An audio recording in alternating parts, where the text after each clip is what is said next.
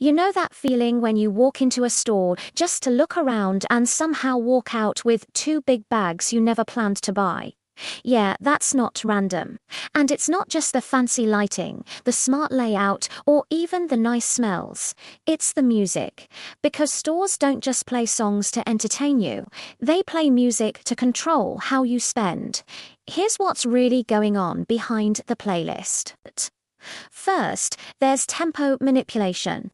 Slow music is designed to keep you in the store longer. Researchers found that shoppers actually move more slowly when soft, low-tempo music is playing in the background.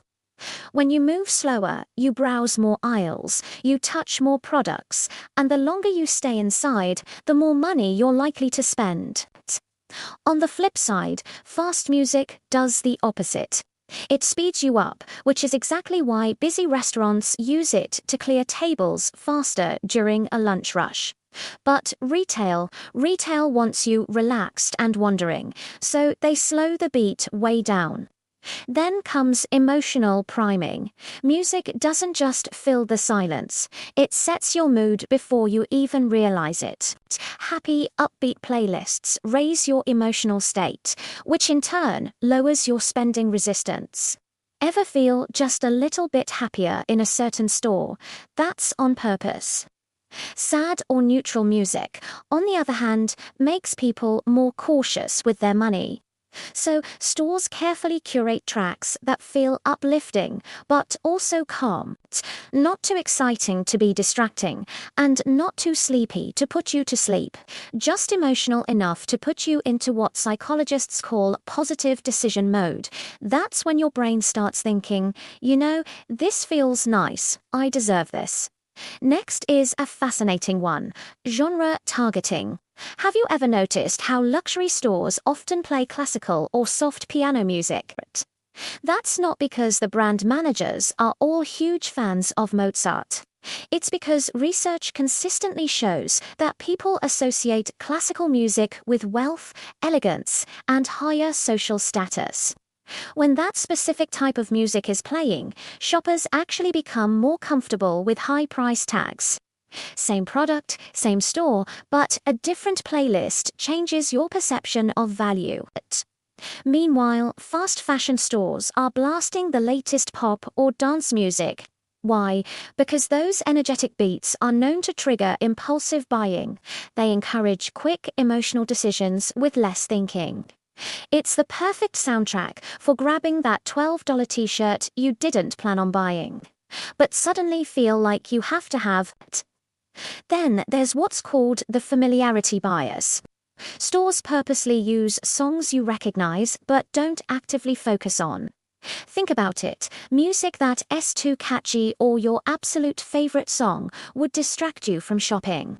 Music that's too boring or unfamiliar does nothing for your mood.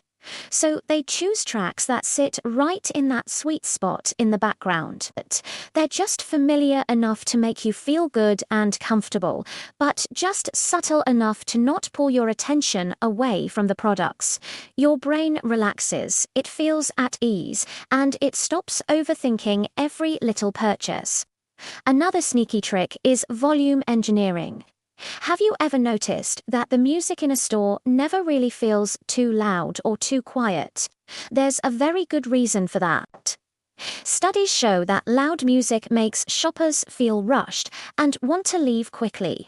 Quiet music, or no music at all, can make them feel watched or uneasy. Most stores tune their volume to hover right below your conscious awareness. It's not loud enough to annoy you, but not quiet enough to disappear. That sweet spot is designed to keep your nervous system calm, and as we've learned, relaxed people spend more money. Finally, music serves to mask decision fatigue. Shopping, whether you realize it or not, drains your mental energy. Every single choice you make, this color or that one, this size or that, exhausts your brain a little more. The background music acts as a pleasant distraction from that mental exhaustion. It creates a sense of emotional comfort while you're subconsciously burning through your decision-making fuel. So instead of your brain logically thinking, "Do I really need this?" it switches over to a more emotional state. "This feels good. I'll just take it." And that's the real trick. The music isn't forcing you to buy things you don't want.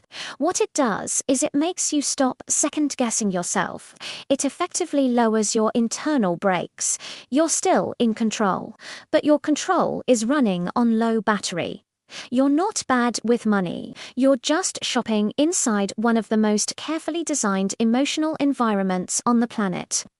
If you want to keep learning about all the fascinating ways brands use psychology like this to shape your choices, make sure you stick around for our next video. Thanks for watching.